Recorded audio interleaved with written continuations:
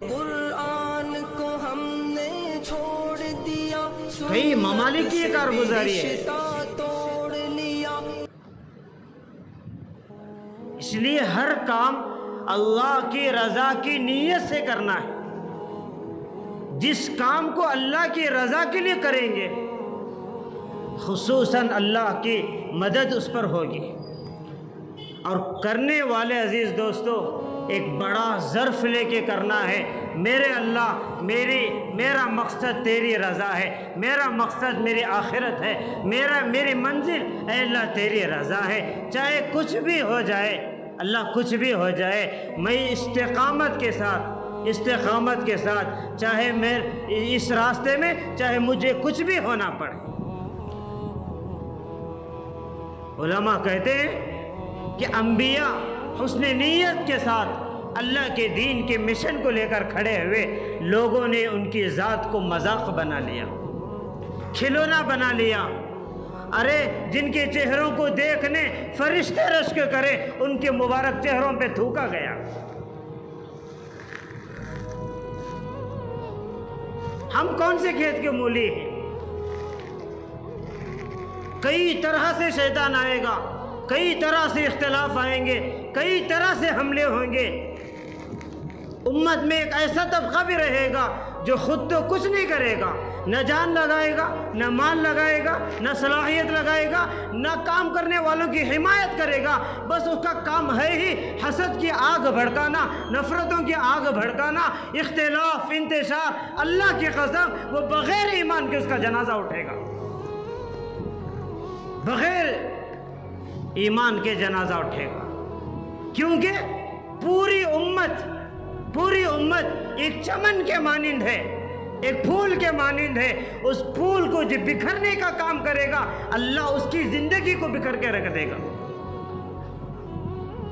اختلاف ڈالنا، انتشار ڈالنا یہ کوئی معمولی بات نہیں ہے، یہ کوئی معمولی گناہ نہیں ہے۔ اللہ کے محبوب نے فرمایا کل جسد واحد، پوری امت ایک جسم کے مانند۔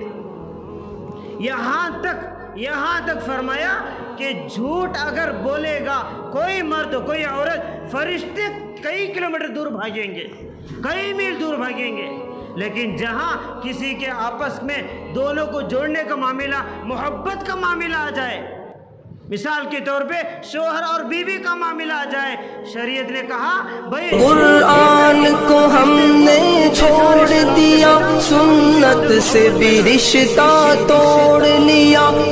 جوڑ اتنی اہم چیز ہے۔ اپنی ذات سے اگر ہم کچھ نہیں کر رہے، محنت نہیں کر رہے، کچھ خیر کا کام نہیں کر رہے، لیکن جو کر رہے ہیں کم سے کم ان کی حمایت تو کریں، ان کا ساتھ تو دیں۔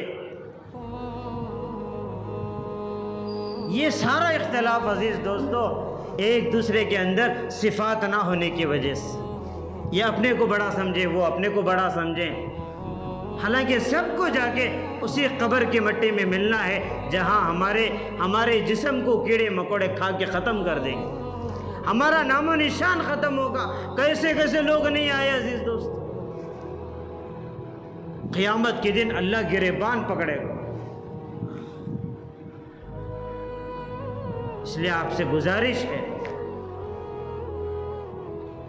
کہ مساجد ہو یا مدارس ہو، یہ کوئی کھلونا نہیں ہے، یہ مرکز ہے، یہ منبع ہے جہاں سے اللہ کی آوازیں بلند ہوتی ہیں، اللہ کے دین کی اشاعت ہوتی ہے۔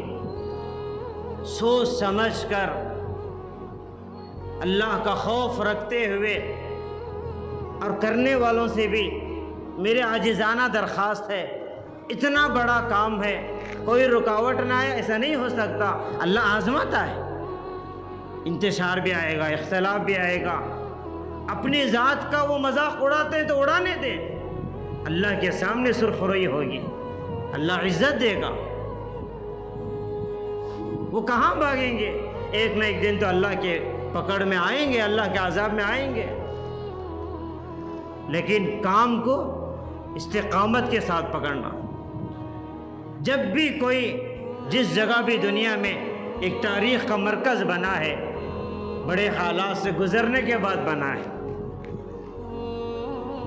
بغیر بھائی کوئی کچھ نہ کہیں، کوئی کچھ نہ کرے، کوئی اختلاف نہیں، کوئی انتشار نہیں، کوئی لڑائی نہیں، پھر بھی کام صحیح ہو جائے، ایسا نہیں ہو سکتا۔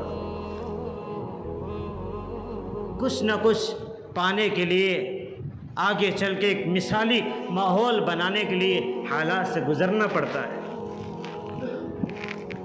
تو آپ حضرات سے گزارش ہے کہ آپ یہاں کا یہ جو مسجد کا معاملہ ہے، مدرسے کا معاملہ ہے، ہر آدمی اسے اپنا کام سمجھے، اپنا کام سمجھے۔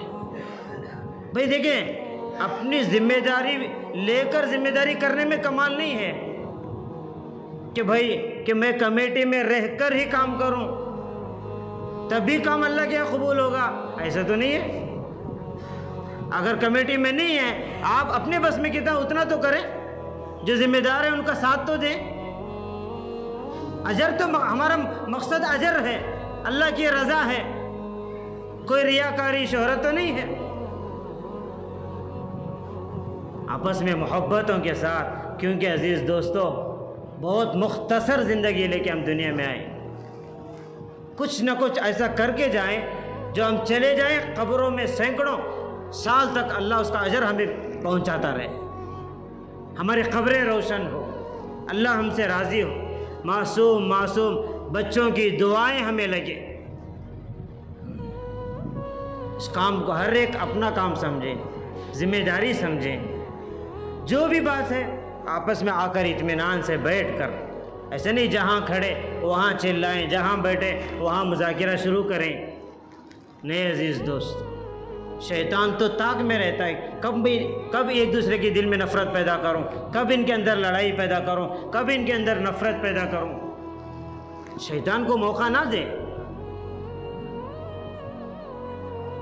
آپ سے گزارش ہے کہ ان چیزوں کو مد نظر رکھتے ہوئے ہر آدمی اپنے آپ کو تواضع کے ساتھ چھوٹا خالص اللہ کے رضا کے لیے زندگی گزاریں۔ یقیناً واقعی آپ جو یہ بڑے قابل تعریف ہیں، اچھے مالدار علاقوں میں مدرسہ چلا نہیں سکتے، آپ لوگ مدرسہ چلا رہے ہیں، تو کوئی معمولی ذمہ داری نہیں ہے، معمولی ذمہ داری نہیں ہے۔